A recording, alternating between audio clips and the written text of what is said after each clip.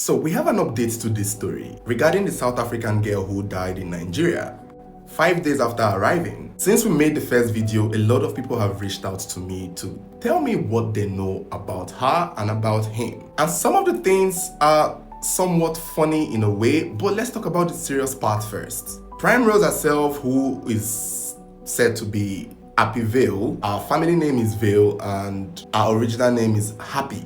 It turned out that the Primrose or Primorose, there's a way it's pronounced, it's a different name altogether. We now know that she is a 29-year-old mother, a single mother, and that she left Cape Town where she worked and told her family that she was going to Nigeria to celebrate her birthday. So as long as her family is concerned, they knew she was coming to Nigeria because she told them that she was coming to celebrate her birthday with friends. That is as far as the family know. And then they were called 5 days later and told that their daughter had died of malaria.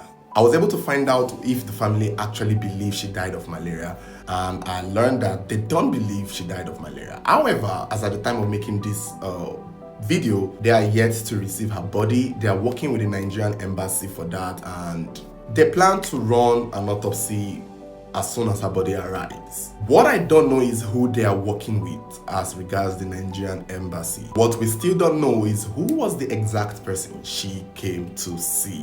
On that note, when it comes to Emmanuel Sinazi, the guy who everyone is accusing of knowing or inviting her or having a hand in her death, a few people have reached out to me, people who know him, people who are South Africans who know him, people who know her, and they had a lot of things to say. And many of these things are somewhat funny, but it looks good for him. Even his own baby mama, a lady named Zozo, had spoken up for him, and she is South African. She has come to his baby daddy, Emmanuel's defense, talking about how he is not a millionaire and how he was not the one who, that a lot of these girls like to throw themselves at him, and that is like what they do. She pretty much just took his side.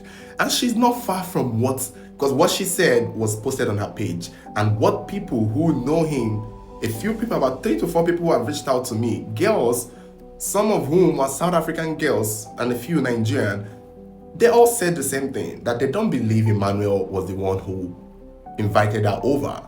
And the reason is because they think Emmanuel is broke. They don't believe he's as rich as he portrays. It's quite fascinating what people have to say about him. Also, thank you guys for blowing up our last video. It's now viral. A lot of people now know the story. If you're a content creator looking to grow your social media accounts, try using exobooster.com. It will help you grow your Instagram, your Facebook, your TikTok, your Twitter, your WhatsApp. You can get likes, views, shares, comments. Some of them say he lives a fake life and that he cannot afford to pay anyone's flight from South Africa to Nigeria, that there is no way that he paid her flight from. And it's funny when 3 different people are telling you this, including his baby mama.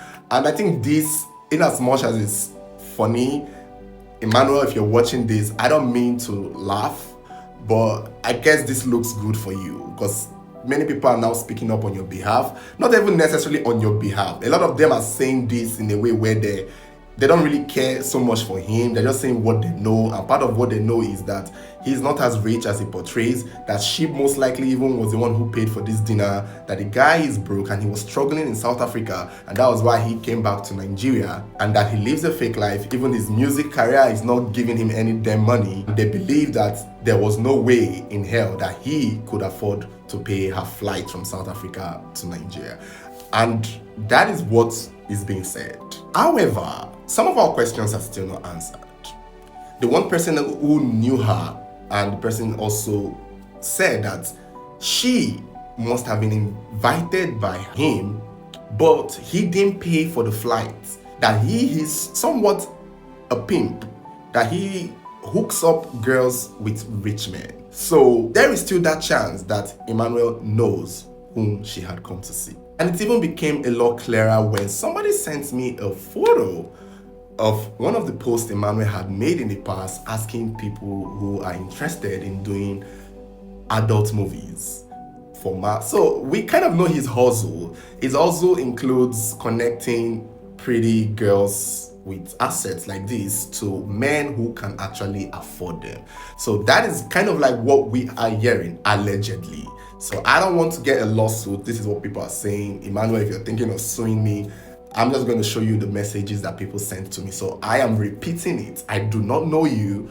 It's people who claim they know you that told me this. So many of them have said that he is most likely asked her to come, or pretty much connected her with a chief, with an allergy, with a man who can afford her, and he connected her with the man. So that is what we're made to believe, that in as much as he did not pay a flight ticket and she did not come to see him or sleep in his house, he may know who she came to see. And when I kind of wanted to know from the people speaking to me regarding if the person who is with her would speak to the embassy and maybe meet the family once they get to Nigeria, because I hear her brother is coming to Nigeria soon enough to get her body and take back. So would they meet the guy who she came to see? Would they meet the friend? There is a chance that they may not.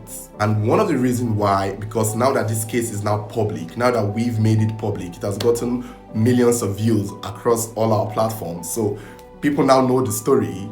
The man may not come out because there's a possibility he's a high-profile, notable person and he's married. And that makes sense because somebody told me, a female friend of her who know her, who said that yes, they do get to come to Nigeria to meet certain men, and if she fell sick and probably died, and the person may not show their face because the man has a whole reputation and a whole family. And if you remember, because we thought when she came to Lagos, she went to one allergy man's house.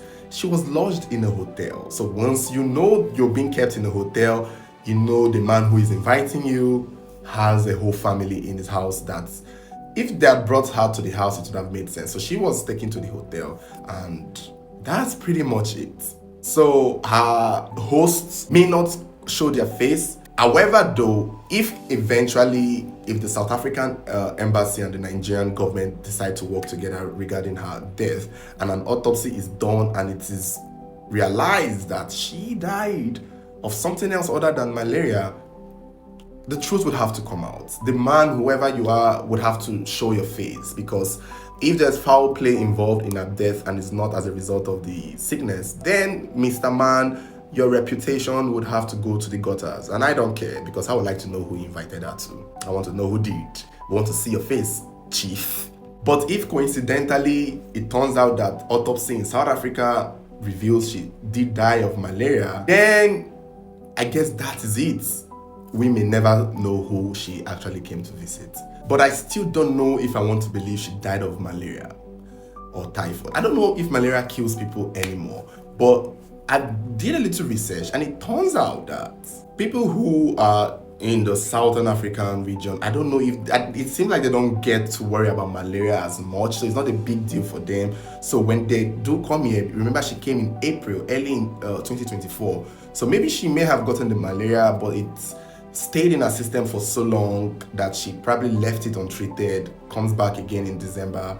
And if left for that long, I can see how that would take effect, because I know typhoid and malaria combined together, most times they can be cryptic and they can hide in our system for so long till they have the power to destroy us. So maybe that could have been her case. Maybe. We still need to wait for an autopsy.